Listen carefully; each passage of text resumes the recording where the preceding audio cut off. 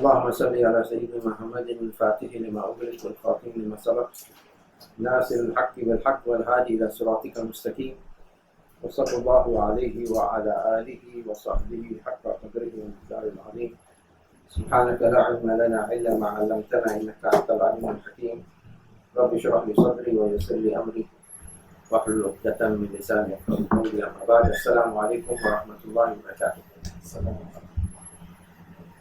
First of all, is there anyone here who is going for Umrah or Hajj? Never been to Umrah, never been to Hajj before? Wow, that's quite a number. The Prophet sallallahu alaihi wasallam, he said, the sins committed between two Umrahs are expiated. And there is no reward for a pilgrimage without violations and full of good deeds except paradise. The Prophet sallallahu alaihi wasallam, he also said that those performing Hajj and Umrah are the guests of Allah subhanahu wa ta'ala. If they supplicate to Him, He would answer their prayers. And if they seek forgiveness from Him, Allah would forgive them. Narrator Ibn Majah.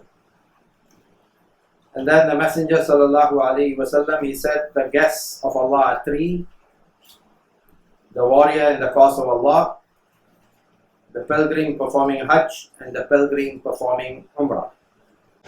The Prophet sallallahu alaihi wasallam himself, he performed 4 Umrahs after the Hijrah.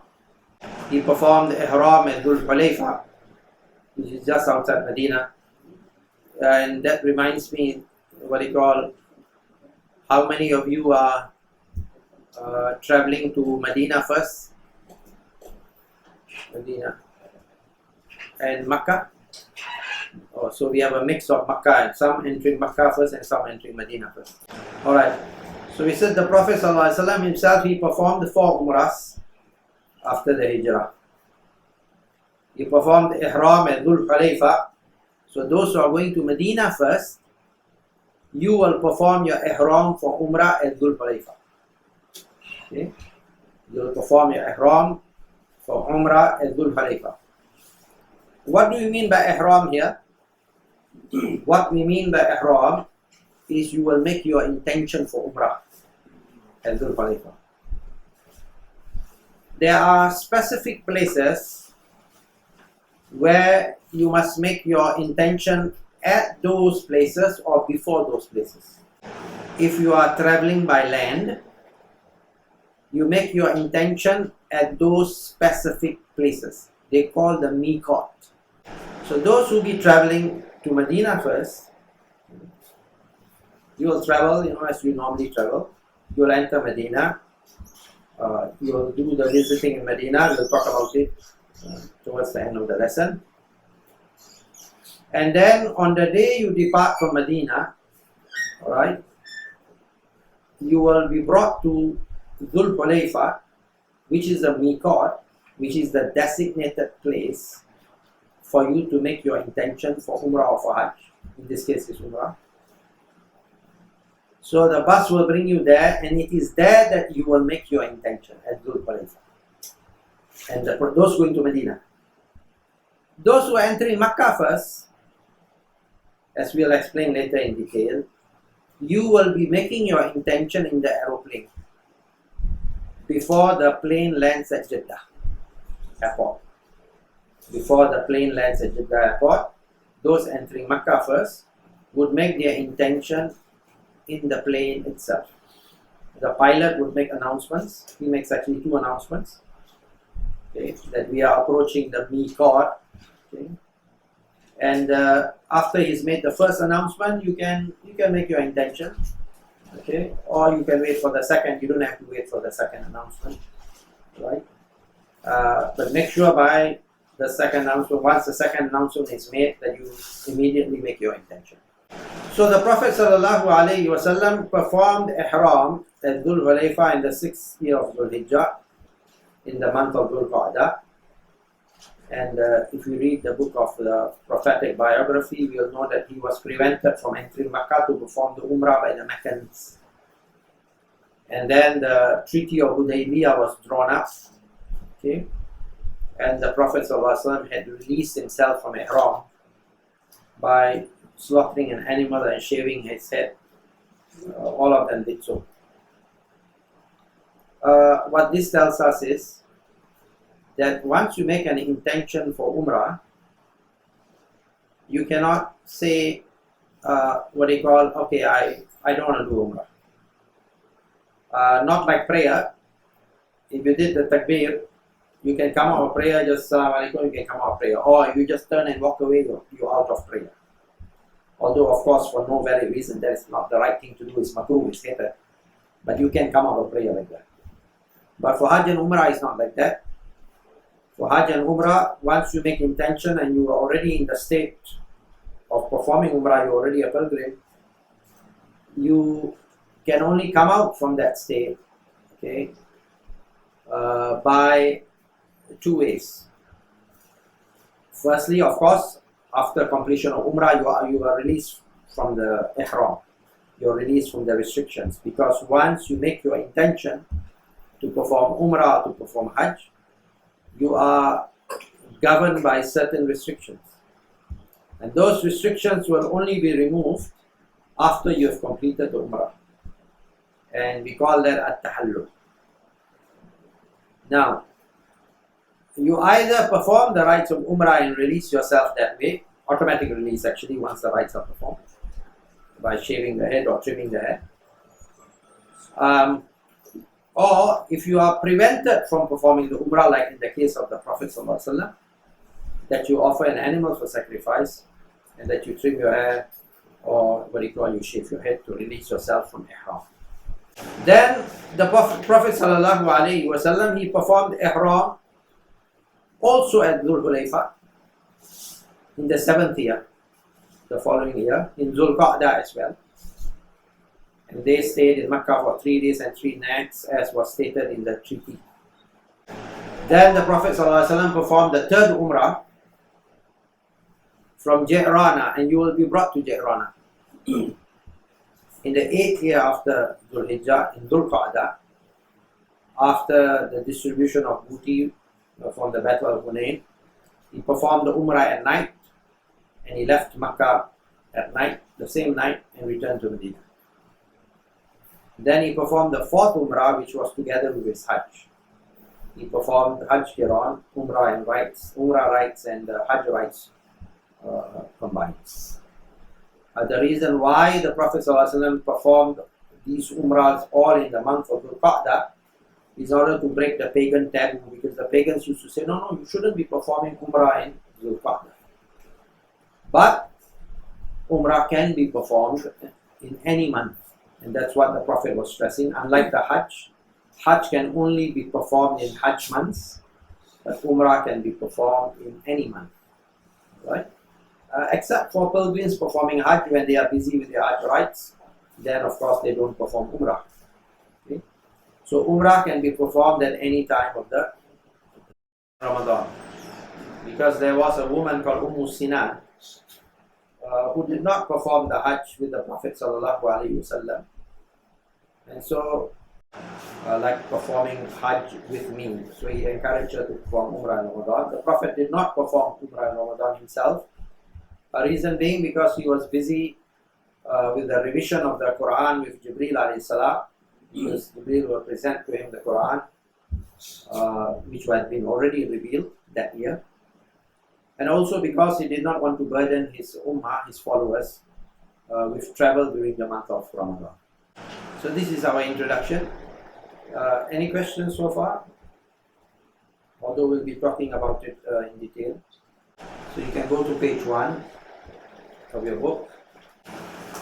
So the Umrah rites are classified into 3 categories. There are rites which are the integrals or the arkan. Arkan basically means pillars. If you know Malay, you know what rukun is. The word rukun is an Arabic word. Plural is arkan. They are the integrals. What does this mean? It means that these are acts that must be performed, or otherwise the Umrah would be invalid. If you don't perform them, no Umrah. What are the integrals? Firstly, the intention. Intention, as we said, intention is ihram. Secondly, you will have to go around the Kaaba, Tawaf. Okay, 7 rounds, which we will describe later on. Thirdly, you will have to go between the 2 hillocks, As-Safa and Al-Marwa. Again, 7 times. We'll explain later. As-Safa to Marwa once is considered 1 round, and Al-Marwa to Safa back is considered the 2nd round. Once you have performed this, you have your shaving or the shortening or trimming of hair on the head, and this is tahallul, which is released from ihram, released from the restrictions of ihram. And fifthly, performing the rites in the order given. First you make your intention, then you do your tawaf, then you do your sa'yu, then you release yourself from ihram. So these are the integrals. Then we have the obligations. The obligations are acts whose non-performance or violation can be expiated. What are the obligations in Umrah? Performing ihram at the miqat. So we say to make the intention is an integral. No intention, no Umrah. Like no intention, no prayer. Actions are based on intentions, right? So the validity of an action depends on the intention. So making your intention at the miqat or before the miqat if you're on the plane. If one enters Makkah first, he performs his ihram on the plane before landing in Jeddah, as we mentioned. If he is traveling to Al-Madinah first, he will perform his ihram at Dhul Hulayfa when he departs from Al-Madinah for Makkah. What will happen is this: because men in the state of ihram, they wear 2 pieces of unsewn cloth, right? 2 pieces of unsewn cloth. So what you'll be doing for the men especially would be that you will prepare for your ihram in your hotel. Okay? Preparation of ihram, we'll come to it later. And one of the aspects of that preparation is, well, might as well just say it briefly now. Preparation for ihram is sunnah. It includes taking a bath for the sake of performing Umrah and for the sake of entering Makkah. Right? We know that for every worship in congregation, it is encouraged for us to take a bath. Logical, isn't it? The reason. So that you smell good. Put some perfume so that the guy next to you is comfortable otherwise. Yeah. So the preparation is a sunnah, taking a bath, cleansing your body, clipping your fingernails, your toenails, even shaving your armpits and so on and so forth. Alright? All this is sunnah preparation. Then the man, for convenience, not that it's obligatory, put on 2 pieces of unsewn cloth, white cloth, which we will show you after this, we'll demonstrate. Right? And then you will take your bus, okay, and you will make your way to Dhul Hulayfa. Okay. Make your way to Dhul Hulayfa. Where at that mosque, you will do 2 rakats of prayer, 2 rakats of sunnah prayer. They call it Salat al-Ihram. Okay. And after that, you go to the bus, and then in the bus, the guide will guide you to make your intention. Right? To make your intention. So making your intention at the miqat or before the miqat. If you're in Medina, it's at the miqat. But if you are coming to Makkah first, it's in the plane, so it's before the miqat. Is that okay? So that's an obligation. Secondly, to observe the restrictions while in the state of ihram. There are restrictions which we will talk about. For example, I think it's already clear that for men, one of the restrictions is no sewn clothing. That's why we are wearing 2 pieces of unsewn cloth.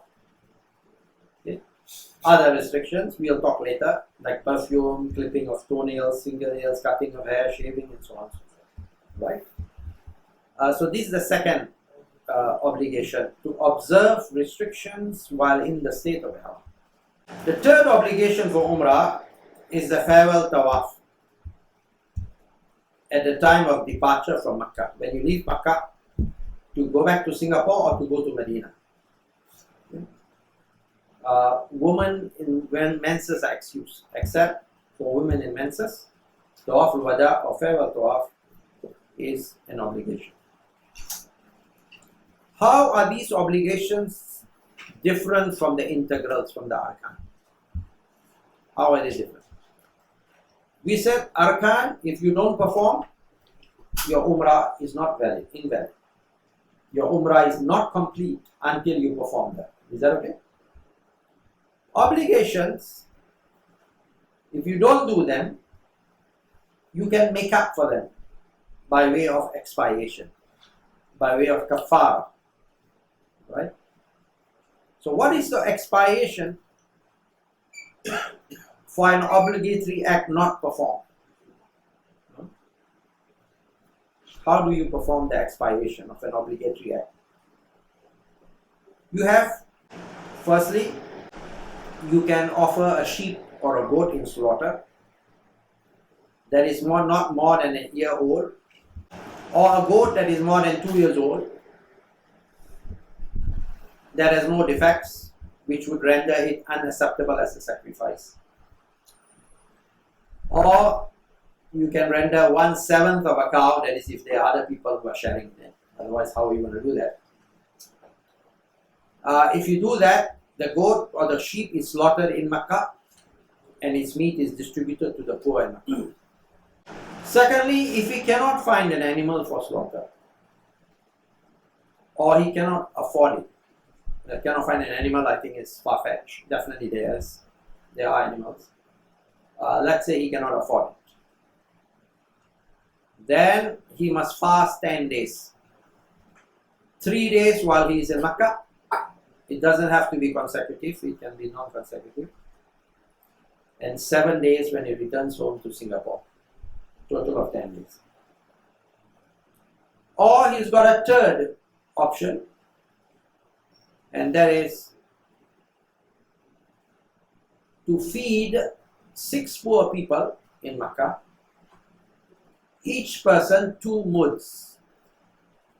2 muds. What is 1 mud? 1 mud is 675 grams. So 675 times 2 would be how much? 1.350. 1.35. Let's put it at 1.4 kilograms. Make it easy. 1.4 kilograms. So you have to feed 6 poor people. Okay. Each person 2 muds, meaning of the staple. Some scholars say you can give the price of it. You can give the price of it. So it would be the price of 1.4 times 6, 8.4 kilograms of the staple of the rice that you normally eat for example. So if you're eating basmati rice, what's the price of basmati rice in Saudi Arabia? Maybe 8 riyals now. Prices going up in the Middle East all the time. So it would be 8.4 times 8. Of course, the people in charge, you can consult them. They can help you to do so. So this is how you make up for any infringement of obligations. Of course, you don't want to infringe because you want your umrah to be as perfect as possible.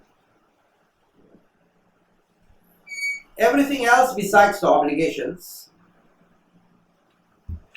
is under the category of the sunnah acts.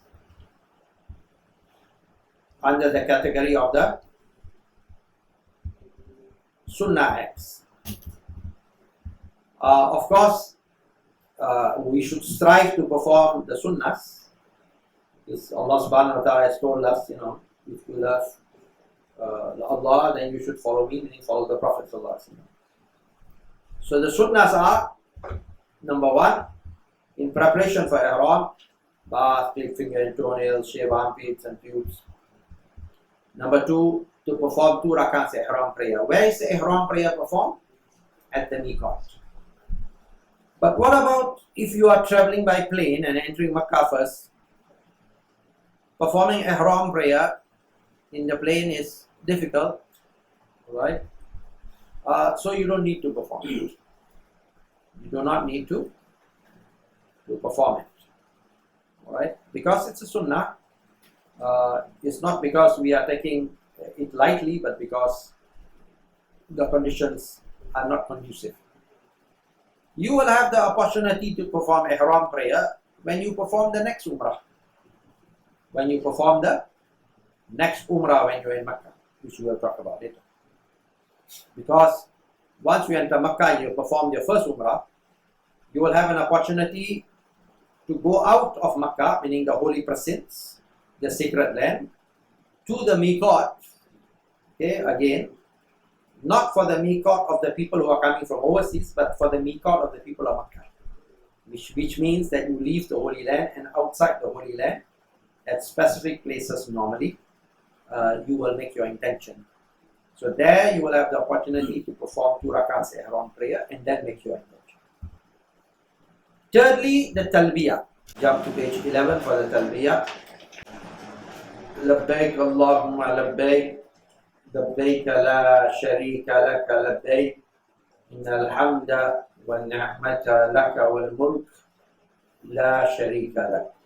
Okay. So you can see the meaning of the talbiyah.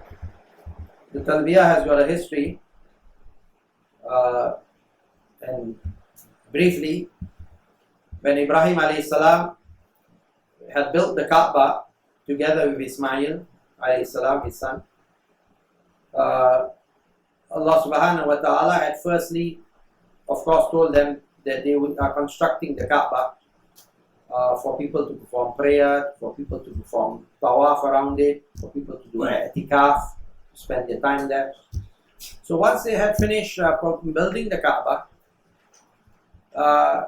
there were 2 things that they did. Firstly, they prayed to Allah. They said, "Oh Allah, accept this service from us. Rabbana taqabbal minna." The second thing that they asked Allah was, "Oh Allah, show us our rites. How are we going to perform the rites of pilgrimage? How are we going to perform the rites of pilgrimage?" Allah subhanahu wa ta'ala taught them the rites of pilgrimage. And Allah subhanahu wa ta'ala then commanded Ibrahim alayhi salam to call mankind to pilgrimage. As the Quran tells us, "Adrin fin nasi bil hajj." That call mankind to pilgrimage. So Ibrahim alayhi salam said, "Ya Allah, how is my voice going to reach them?" Allah said, "You make the call and I will make the voice reach." So there are differing narrations as to where Ibrahim alayhi salam had stood when making that call. Was it on the Maqam Ibrahim? Have you ever seen a picture of the Kaaba, maybe on YouTube or something like that? You must have. Okay, you can turn to the back of the book on page 175. Just a layout of the Kaaba. The starting point for Tawaf, there is no line there actually. It's just just an indication to tell you that the Tawaf will begin from there, and we'll mention that later.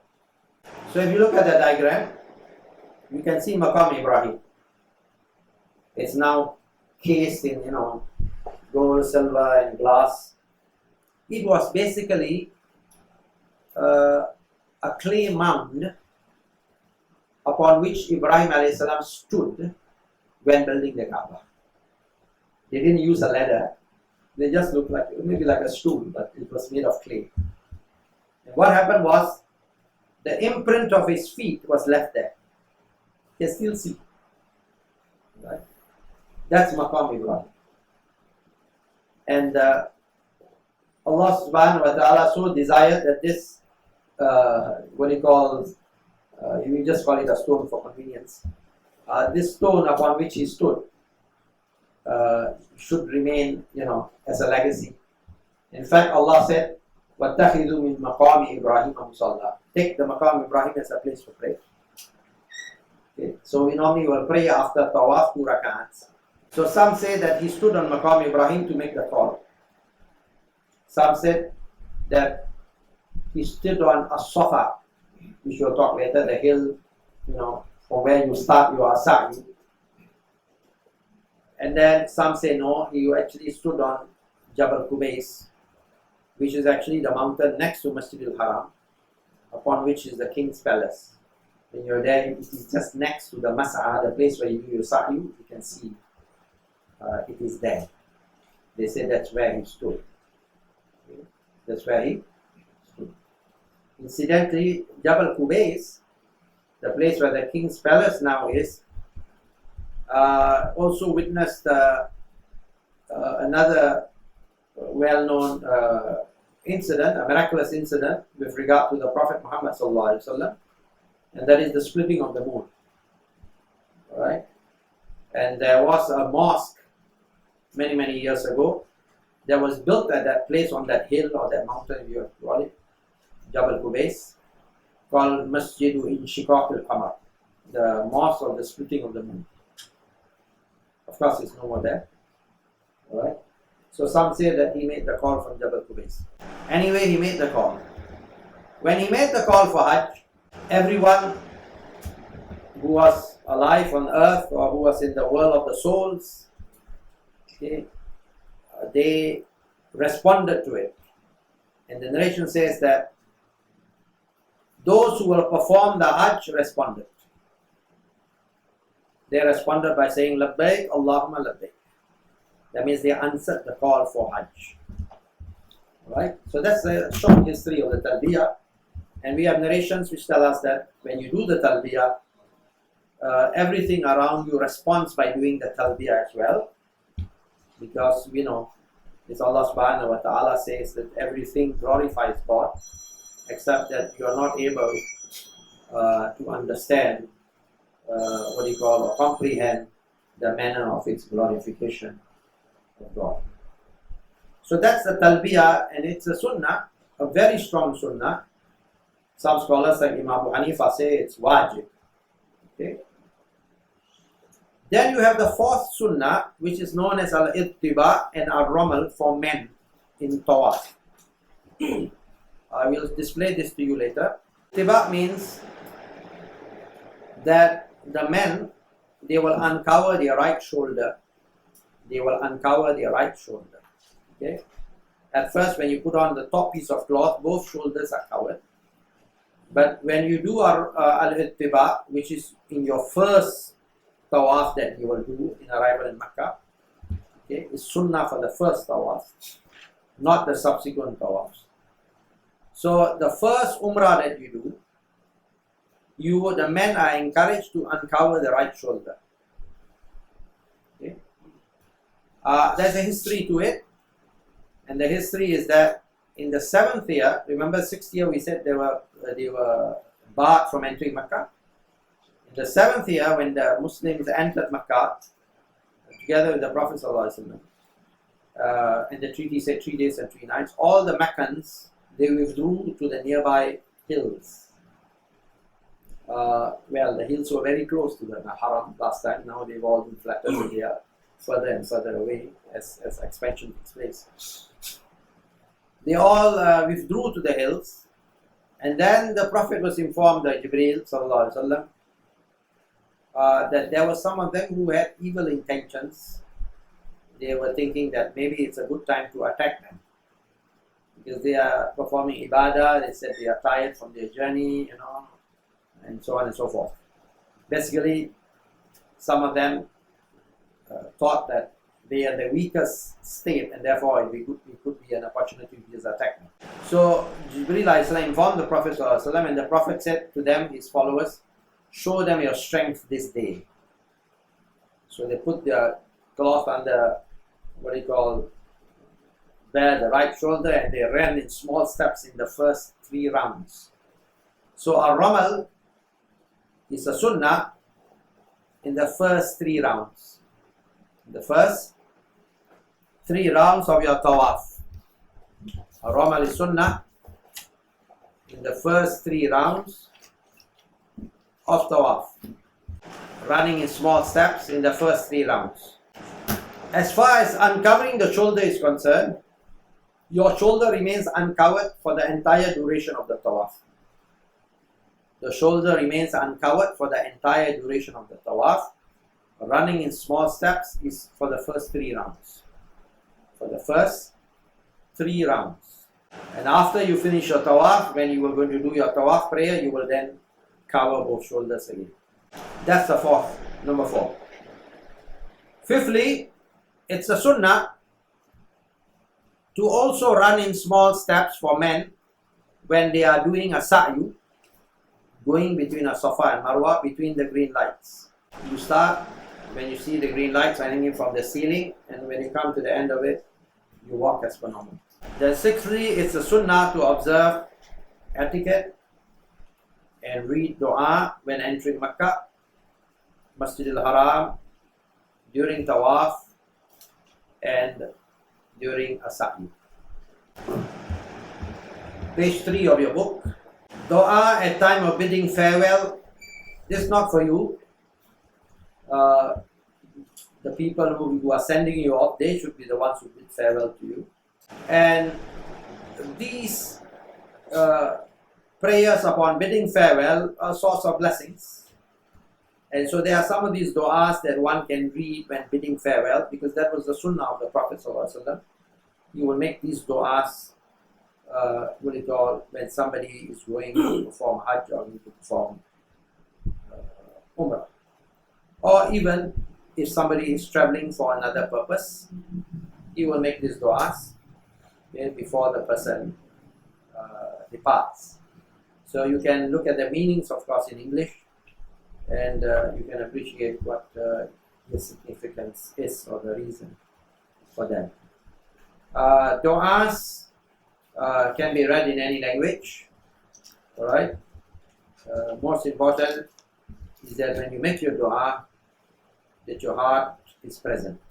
Page 4. Taking a bath and cleansing oneself before ihram. This is preparation for ihram, which is a sunnah. So this preparation includes clipping fingernails, trimming your mustache if you have one, shaving armpits and the pubes, making a specific intention to take a bath for the sake of ihram.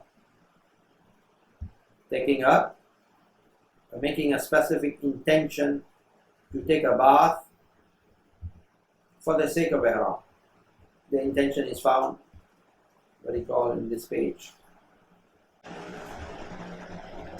نويت سنة الغسل للإحرام لله تعالى. On the next page, you have a combined intention for bath for ihram and entering Makkah. Alright. Why combined intention? Because those pilgrims who are traveling by air and entering Makkah, they are going to make their intention in the plane. So they perform the bath at home. So they combine the intention to score points. Okay. So they make a combined intention, as you find on your page 5, okay, to bathe for the sake of doing ihram and for the sake of entering Makkah. The Prophet ﷺ, he used to take a bath for ihram. And his wife Aisha helped him apply perfume on his body till its mark could be seen on the middle of his head. What does this mean? Is that when you are taking a bath for ihram, it is like, say, the bath for the Friday prayer. The only difference is that you make a specific intention. Right? For Friday prayer, your intention is you are bathing for Friday. For ihram prayer, you say, I'm bathing for ihram. So if you're going to enter Makkah first, so you say, I'm bathing for ihram and bathing to enter Makkah. Again, the place of the intention is the heart. An intention can be made in any language. If you are traveling to Medina first, then of course your bath will be where? In the hotel in Medina. The hotel in Medina, because that's where you will prepare for your ihram. Because you are leaving hotel in Medina and going to Dhul Hulayfa, right? To prepare for ihram, to do your 2 rakats of ihram prayer. Any questions so far? So let's take one step back in order so that the sequence of what you will perform will become clear. Although we have a table of sequence of rites at the end of the book. That is, on your day of departure for pilgrims entering Makkah first, you would take a bath with the intention for ihram and for entering Makkah. So he said, to remind ourselves of the sequence of rites that you will perform, those who are entering Makkah first, on the day of your departure, you will take a bath and with a combined intention of bathing for ihram and for entering Makkah, which is the sunnah, as we said. For convenience sake, the man will put on the bottom piece of ihram cloth at home. Why? Because it will be difficult for you to take off your pants and put on your cloth in the plane itself. So for men who are entering Makkah first, part of the preparation for practical reasons, for convenience, is that they will put on their bottom piece of cloth at home. It is better for you that you remove your underwear as well, because in ihram you cannot wear underclothing. You're coming to the restrictions of ihram. For men, women can wear any clothing. So for men, sewn clothing is not allowed. It includes a prohibition on underwears. So you prepare by wearing your bottom piece of cloth. Of course, you have a belt. We'll show it to you, inshallah. And yeah, on top you can wear your normal shirt, or you want to wear the Arab long dress, or you want to wear the Pakistani kurta, or whatever it is. That's your preparation for those who are entering Makkah first. Those who are entering Medina first, they don't need to make this preparation with the bath, because they are not entering Makkah. They are going to Medina first. They can take their bath before they enter the Holy Mosque when they arrive in Medina. Well, if somebody says, I want to take a bath with the intention that I'm traveling to visit Medina, very good, you can do so. The actions are based on intentions. Anyway, you will be taking a bath before you go to the airport, so why not make an intention and score points and get rewarded rather than just bathe without an intention, right? What's the next thing that you would do for those who are traveling to Makkah and those traveling to Medina this time? It's a sunnah to perform travel prayer and supplication, page 6 of your book. Whenever you travel, before you leave your home, it is a sunnah to perform 2 rakats of travel prayer on page 6 of your book.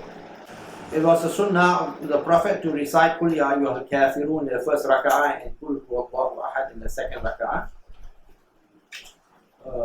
If you don't memorize any one of these surahs, then any surah will do. And then you can recite the supplication which is mentioned there. Okay. Supplications from the Prophet Sallallahu Alaihi Wasallam. Allahumma nas'aluka fi safari ala birra taqwa, and so on. You can read it in Arabic or you can read it in English. This is a sunnah. It is also a sunnah for both who are going to Makkah and Medina as well to do dua when leaving the house. This dua is something which is encouraged each time you leave your house, whether you're going to work or to the market or going for Umrah or Hajj. So we have those du'as. The simplest one here, Bismillahi tawakkaltu ala Allah wa la hawla wa la quwwata illa billah. And the Messenger of Allah sallallahu alayhi wa sallam, he said that whoever reads this dua, it will be said to him, you have been taken care of and protected and Satan turns away from him. You have been sufficed. So this is the sunnah. As you leave your house, it's the sunnah when you leave your house to leave with the left foot first. When you enter the house, you enter with the right foot. It's also sunnah when you embark upon a vehicle or a plane, when you get on the bus or you get on the car or what do you call the plane, to read these du'as when you embark a vehicle. All these du'as are sunnahs, you get rewarded for them. and they are also for our own protection, and it should be part of our daily, what shall I say, life. It should be part of our lives, these practices. Any questions so far? So you would then proceed to Changi Airport in order to make your journey either to Jeddah and then to Makkah, or to Jeddah and then by bus to Medina. All of you are taking either Scoot or Saudi flight. You are taking the Scoot flight, then when you pray your Dhuhr prayer at home, combine your Dhuhr and Asar prayers, which is the next topic on page 8, prayer during travel, combining and shortening prayers. So pilgrims on their journey to the Holy Land can combine and shorten prayers. Alright, I believe you are familiar with this. Because you would probably be already boarding the plane when it's Asar time. So you intend to bring Asar forward. Nawaitu salat al-dhuhri ma'al asri jam'an taqdeeman, combined, brought forward. Okay. In any language, the intention can be made. But you do not shorten the prayer because you're not yet on a journey. So you will pray 4 rakats of Dhuhr and 4 rakats of Asar. 4 rakats of Dhuhr and 4 rakats of Asar. Even if you are taking the Saudi flight, you may do so. Okay. Because it will still probably be a rush if you want to pray Asar at the airport. If you choose to not combine but to pray Asar at the airport, it's up to you. But you can exercise this concession. So how does it go? When it's time for Dhuhr, okay, it's a sunnah to do adhan even if you are praying at home. You pray your sunnahs before Dhuhr. Then you do your Iqamah. And you pray your 4 rakats of Dhuhr prayer. Making intention, of course, when you pray Dhuhr, when you make intention for Dhuhr to bring forward Asar. And then you finish your Dhuhr prayer. You do Iqamah for Asar prayer, 4 rakats as well. And after Asar prayer is finished, if you want to do your 2 rakats after Dhuhr prayer, you may do so. Your sunnahs after Dhuhr prayer. Once your obligatory prayers are done, you can do your travel prayer. And then you depart from your house. You depart from home to airport. You will be in the plane when the time for Maghrib prayer arrives, because you will land at Jeddah about 8:45, 9 p.m. So once it's dark outside, you make your intention to delay your Maghrib prayer, to Isha, combine them and shorten them.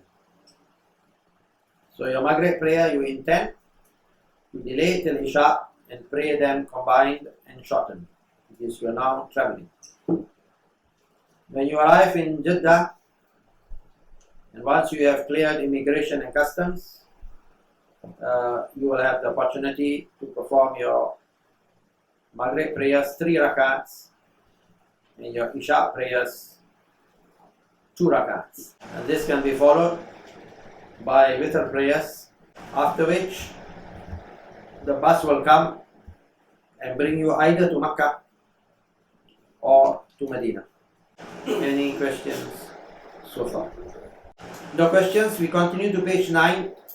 Intention to perform 2 rakats of prayer before Ihram, which we said is a sunnah, and not performing this prayer due to difficulty in performing it, like when one performs Ihram on the plane, or if it coincides with a time when optional prayer should not be performed, like after Asar or after Subuh prayers, does not affect the validity of the Umrah.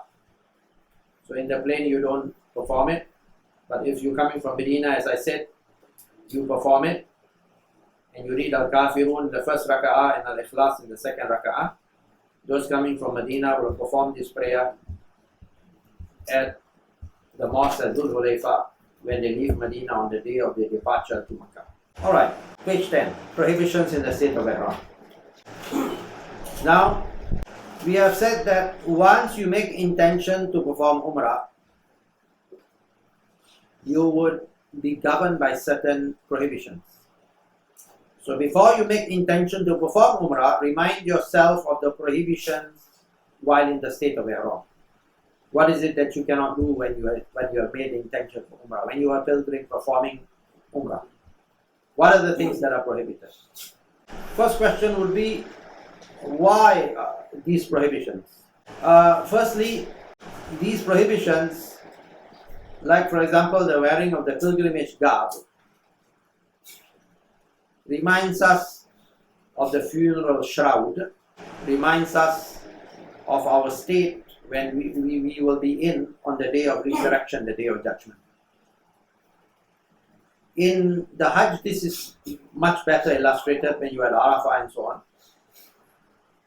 And the Prophet ﷺ, he described the pilgrim as one who is unkempt and one who is dusty. It also represents doing away with all artificial, non-significant signs or differences between different classes of people. So everybody wears the same clothing. There's no difference between the rich and poor as far as that is concerned. And then there is this test of abstention. The Hajj and the Umrah is a school. In fact, all acts of worship are a school. They have their goals. And the main goal of all acts of worship, main goal is God consciousness. And God consciousness requires one of the most important elements of God consciousness is abstention from prohibitions. Abstention from prohibitions is not possible without the resolve. If one doesn't perform has the resolve to abstain from certain things. So the Hajj and Umrah teaches us how to practice abstention. How to practice abstention from the things that we would by our nature desire. And that's normally our downfall, when we cannot resist what we desire. So this is the reason for these prohibitions. So what are these prohibitions? Firstly, sewn clothing and footwear that cover the entire foot for men. So you can't wear shoes. You can wear sandals where you can see your toes and your heel can be seen as well. So no sewn clothing, but you are allowed to wear a belt. Of course, we can carry a bag because that's not clothing. Men cannot wear headgear as well, so no sonko or turban. Women do not wear the niqab and do not wear gloves in the state of Ihram. Number 4, use of perfume on body and clothing once you made your intention. When you are taking the bath for Ihram, we said you can apply whatever you want to your body, no problem. But once you made the intention, you cannot use perfume on your body and clothing.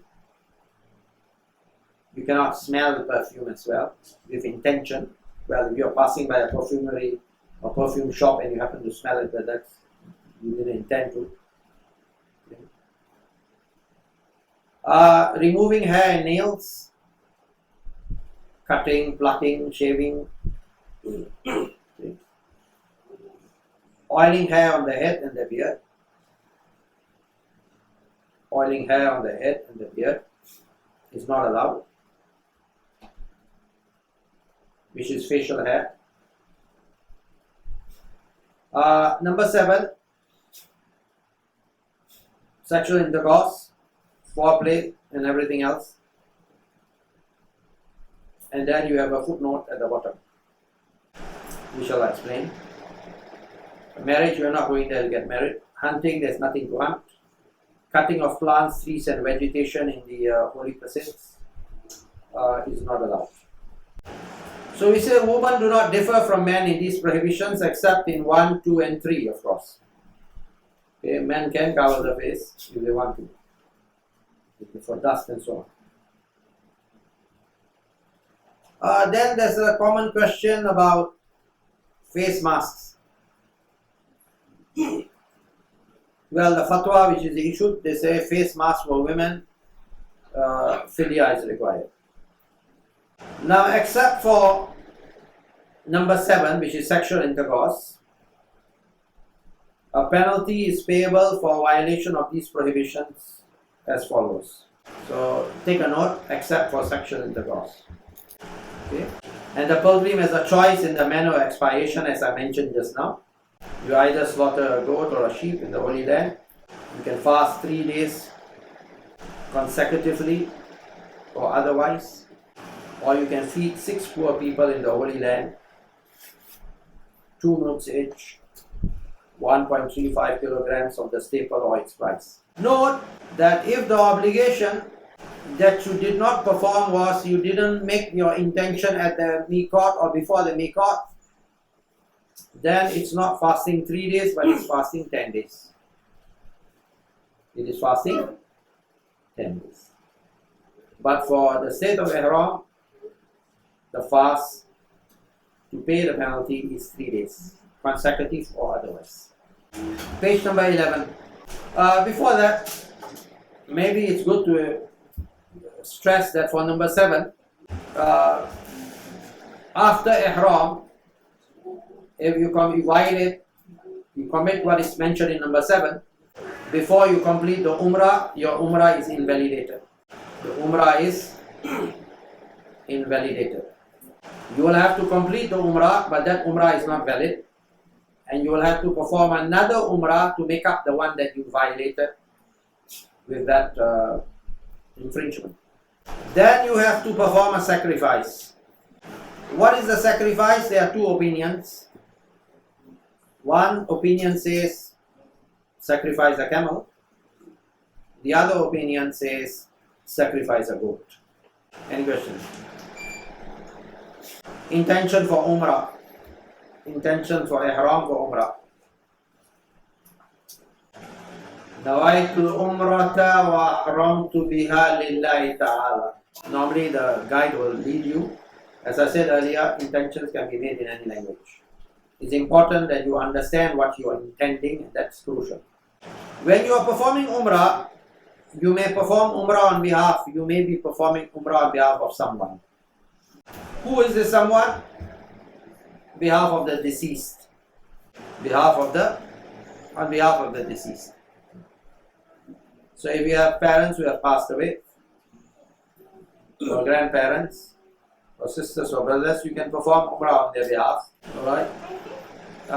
The majority of scholars say there's no need for this to be stated in the will, although the Shafi'i madhab, they do say it should be stated in the will if it's a Sunnah Umrah. In any case, when a child performs Umrah on behalf of his parents or grandparents, it is accepted because all actions performed by the child, its benefit goes to the parents without doubt. So the difference is, or the way you perform Umrah on behalf of the deceased, and normally in the bus you will be informed, you will be reminded, if first we are making intention for those who are performing Umrah for themselves, and then now we are making intention for those performing Umrah on behalf of. So the difference is just Nawaitul Umrata an. I've intended to perform Umrah. An here means on behalf of. And then you mention the name. Ahram to be Allah Ta'ala, and perform the Ihram for it for the sake of Allah Most High. Once you made your intention, so if you're going to Medina at Zul Hulayfa, you have prayed your 2 rakats of Ihram prayer. You went to the bus and the intention was made, and then you will start doing the talbiyah. Labbaik Allahumma labbaik. Labbaik la sharika laka labbaik. Inna alhamda wa ni'mata laka wal mulk la sharika lak. While you do your talbiyah in the state of Ihram, you can also take the opportunity to make dua. And this is a supplication in the state of Ihram at the bottom of your page 11, right? Which you can read, and its meaning is found on the next page. page 12. It is also recommended when one sees something pleasing or displeasing in the state of ihram to say labbaik in al-aisha aishul akhirah. Ever at your service, truly the real life is the life of the hereafter. The Messenger of Allah sallallahu alayhi wasallam said, Jibreel came to me alayhi salam and said to me, O Muhammad sallallahu alayhi wasallam, command your companions to raise their voices with the talbiyah. Later by Imam al-Nasai. And Sahal ibn Sa'ad, he reported that the Prophet sallallahu alayhi wasallam said, there is not a believer who will do the talbiyah except that whatever is on his right and left from stones and trees and mud will do the talbiyah from here and here. There is still the furthest point of the earth from his right and left. So where are we now? We are now in a state of ihram, wherein you have to observe the prohibitions in the state of ihram. So you are now, if you are traveling to Makkah first, you have landed at Jeddah airport, you have already made your intention, you are state of ihram. If you are coming from Medina, you are in the bus and the bus is traveling with you from Medina or from Dhul Hulayfa to Makkah. Journey will take you between 6 to 7 hours. Similarly, the journey from Jeddah airport to Medina will take you between 6 to 7, depending, could go up to a maximum of 8 hours. On page 13, we have dua when approaching a destination. This is Sunnah, you can read this by yourself, it's for your own protection. Dua when halting at a place, well, that's the easiest. أعوذ بكلمات الله التامات من شر ما خلق. And this is something we can practice all the time, not only when you go for Umrah. There's an incident pertaining to this particular dhikr, that in one of the travels, someone came and informed the Prophet ﷺ that a man had been bitten by a poisonous reptile or a scorpion. And he said to ﷺ, if he had read this, he would not have been bitten, that he would have been protected. Next, dua at the time of entering Makkah. When one reaches the Al-Haram, it is recommended, based on the narration mentioned by Imam Nawawi, to say the following dua. Allahumma hadha haramuka wa amnuk faharrimni ala an-nar wa amminni min adhabika yawma tab'athu ibadak waj'alni min awliyaika wa ahli ta'atik. This is the sunnah. And after arrival in Makkah, the pilgrim proceeds to the holy mosque to perform his Umrah rites. Of course, it depends on what time you arrive in Makkah. The time for you to congregate at the hotel lobby before you proceed to the masjid to perform your Tawaf Umrah, which is your first of your rites, is dictated by, of course, the time when you arrive. So if you arrive from Medina just before Maghrib, you're not going to go inside and perform Tawaf. Tawaf for Umrah will only be performed after Isha prayers. Only after Isha prayers. And there's no problem with that. If you enter Makkah first, yes, once you check into your hotel, you will be brought to do your Umrah, to do your Tawaf and your Sa'yu after arrival. And inshallah, you will complete your Umrah before Subuh prayers. You will complete your Umrah before Subuh prayers. If you are arriving from Medina, you will perform your Umrah after Isha, maybe 10, 11 at night. And you should be done by about 1 or 2 o'clock, depending on the crowds. Remember that Makkah is a holy land, and Allah subhanahu wa ta'ala, He reminds us in the Holy Quran that those who seek to profane it, to violate its sacredness, those who intend to do it, not just do it, but only intend, will make them taste the grievous suffering in the life to come. This is one interpretation. Another says that the retribution is immediate. Alright? من يريد فيه بإلحاد يذقه من عذاب أليم. So one must be on his best behavior when he is in the sacred land. And of course, that is one of the aspects of education which the Umrah and the Hajj entails or contains. So what you should do now is you should, in your mind, you should be able to visualize your journey on the day of your departure. If you are going to Makkah first or if you are going to Medina first. Medina first, of course, it means after the day of your departure from Medina. So that should be clear. No questions, we continue. When entering the holy mosque in Makkah and other mosques, remember to take note of the door to which you entered and which part of the Kaaba you first saw as you entered. This will be helpful if you want to leave the mosque by the same door. Of course, you will be brought there for the Umrah, but it is always good to know your bearings. Anyway, the hotel is very near, so you cannot get lost actually. Impossible to get lost. Right? You may, temporarily get lost. But inshallah, all the rites are done in groups. But in Umrah, when there are not so many people, the chances of separation, inshallah, are extremely low. But precautions are always good. And so if you are traveling, you may want to buy phone cards. So it's good for you to be contactable. You can contact your wife and your wife can contact you. Okay, that's good. And you can contact the officials, get their numbers. So just in case you need to contact them, you may do so. What is the etiquette of entering the mosque? Any mosque, you seek protection with Allah from shaitan. The most simplest of it would be, of course, just A'udhu billahi minash shaitanir rajim. Right? That will be the shortest. Then you say Bismillah and you give Salah and Salam upon the Messenger. And you say Allahumma ghfir li dhunubi waftah li abwaab rahmatik.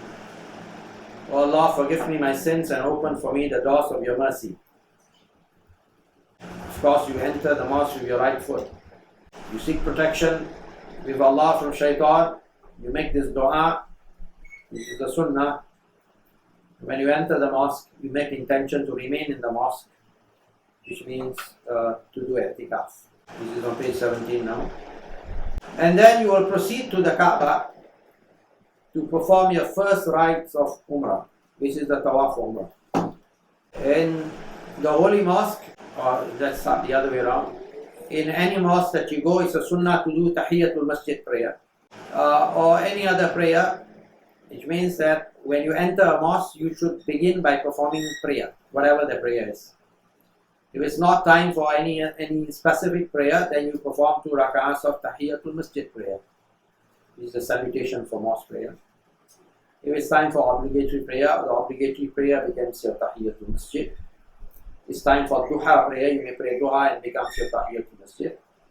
In Masjid Al-Haram, unless you are tired or unless it's very crowded, the Tahiyatul Masjid or the Tahiyyah of Masjid Al-Haram is to perform Tawaf around the Kaaba.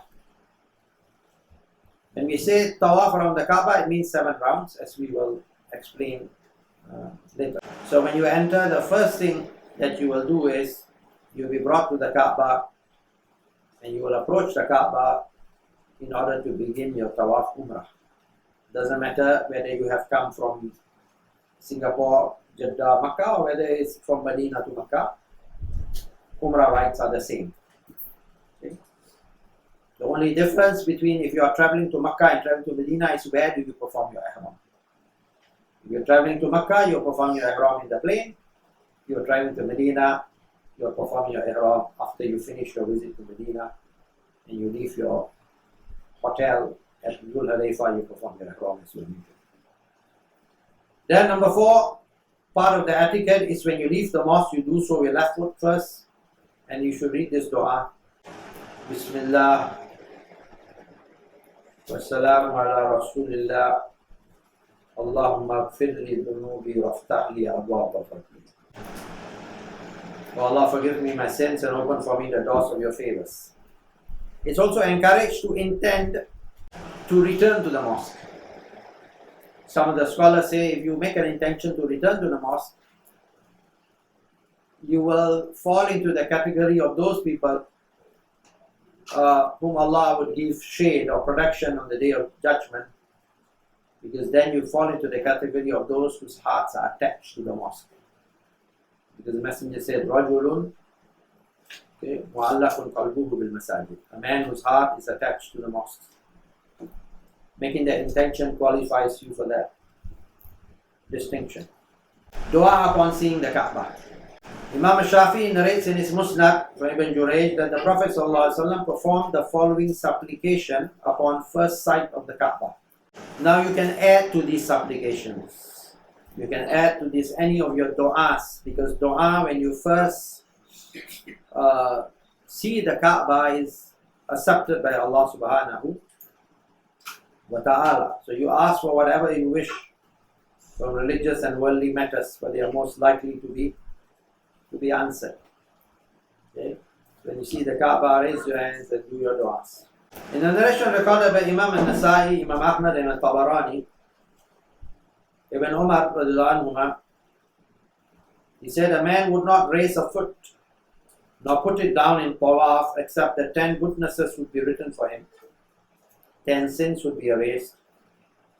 10 sins would be erased, and he would be raised 10 degrees in closeness to Allah. So the first of the integrals or the arkan of Umrah is to perform the Tawaf. Not the first, the second. The first was the intention. The second of those integrals is to perform Tawaf around the Kaaba. So what are the conditions of a valid Tawaf? Conditions of a valid Tawaf. Tawaf is like prayer. The Messenger sallallahu alaihi wasallam, he said Tawaf is like prayer, except that Allah has allowed us, to talk in Tawaf. So if you talk, ensure that you say good things only, and your talking should actually be doing dhikr and reading du'as. Okay? Because Tawaf is like prayer, so therefore the first 3 conditions are just like prayer. You need purification, as in prayer, from all minor impurities and major impurities. You need to be free from impure substances, najasa, on one's body, clothing and place of walking while doing Tawaf. You need to cover your nakedness, which is the awrah.